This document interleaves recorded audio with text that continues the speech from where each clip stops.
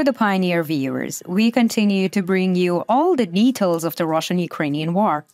We present developments regarding the war and the developments in the international politics together and reveal the effective elements of the war process. Soldiers who sacrifice their lives for their country are considered heroes. Soldiers who undertake difficult missions for their country and loved ones have a very difficult and risky life. At these points, the public, which is outside of the war, should support the soldier. Soldiers who need morale and motivation can gain morale when they see the love of the public. Soldiers who constitute the security force of the state accept the conditions provided by the state that they are affiliated to. The opportunities affected by the state to soldiers are advanced in some countries and problematic in others. Above all, soldiers should be provided with social rights and their expenses should be covered in case they become veterans. At least we know that modern welfare states do this. It has been a long time since Russia launched its invasion of Ukraine. There have been many interesting developments on the front line. Developments outside the front line have revealed the political and economic dimensions of the war. Seeing the hardships of the war and the negativities it brings with it, the people have started to openly show their reactions. There is a dissatisfaction with the government in Russia. The latest news that has emerged in recent days reveals the situation in Russia. According to the news, the compensation given by the Russian army to soldiers wounded in the war surprised everyone who heard it. The posts on social media on the subject shows the reactions against Moscow. While interesting developments were taking place on the front line, another important development came from the US.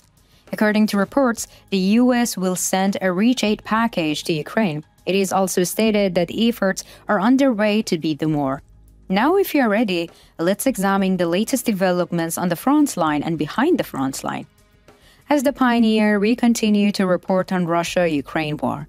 Don't forget to subscribe to our channel and turn on notifications so as not to miss our daily map reports and reports on the agenda. I also read all your comments on our videos. Please continue to share your ideas about our content in the comments with us. Let's start if you are ready. The Pioneer reports.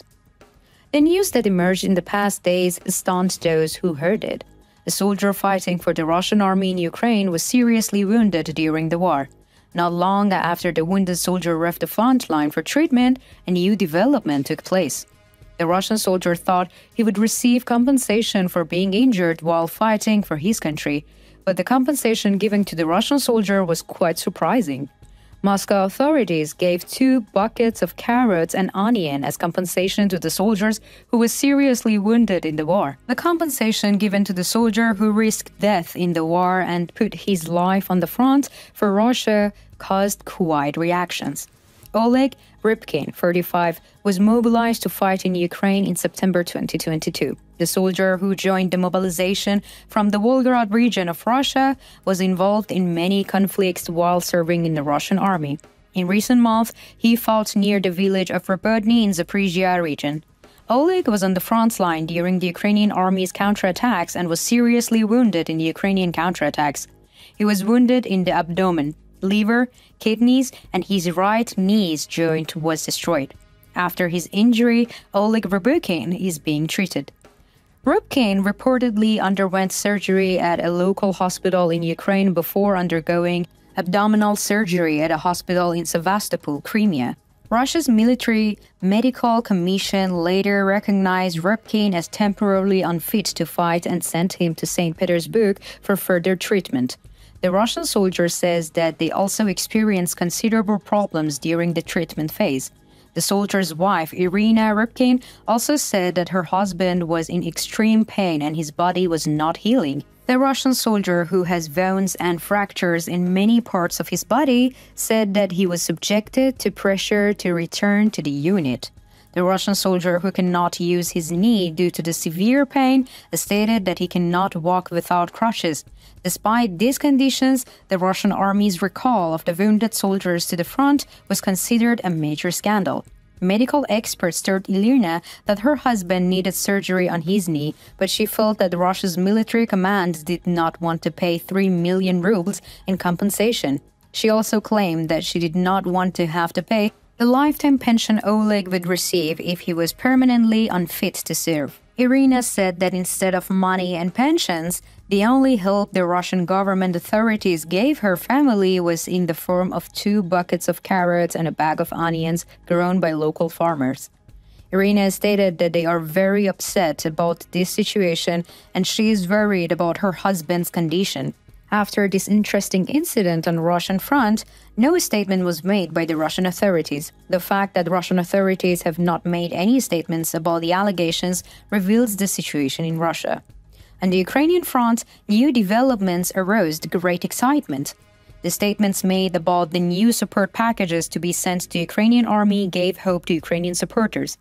In the statement made by the US President Biden administration, it was announced that Ukraine would receive a military package of $250 million. After the announcement, it was stated that the work on the much larger support package continues in Congress. The U.S. Department of Defense said in recent reports that the release of the 8 packages made possible through the previous approved presidential withdrawal authorities will help meet Ukraine's critical security and defense needs.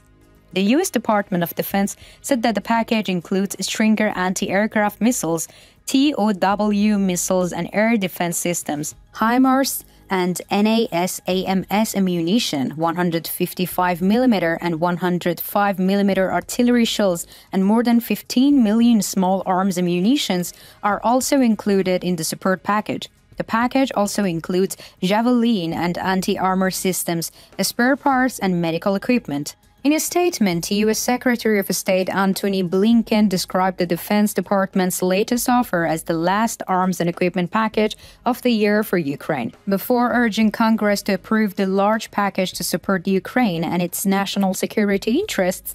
Larger support packages planned after Christmas were signaled. Our assistance has been critical to supporting our Ukrainian partners as they defend their country and their freedom from the Russian aggression, Blinken said. It is imperative that Congress act quickly as soon as possible to advance our national security interest by helping Ukraine defend itself and secure its future. Major General Pat Ryder, the Pentagon's press secretary, recently said the passage of the larger package is critical to Ukraine's battlefield successes, arguing that it is imperative to provide Ukraine with the funds needed to ensure they get the most urgent battlefield capabilities they need. What is your assessment of the aid and support packages to the Ukrainian military, and do you think the Ukrainian military is able to use the support of the US and its European allies effectively? What do you think about the scandalous compensation case in the Russian military? What do you think about the attitude of the Russian army towards its soldiers? We care about your opinion. Please share it with us.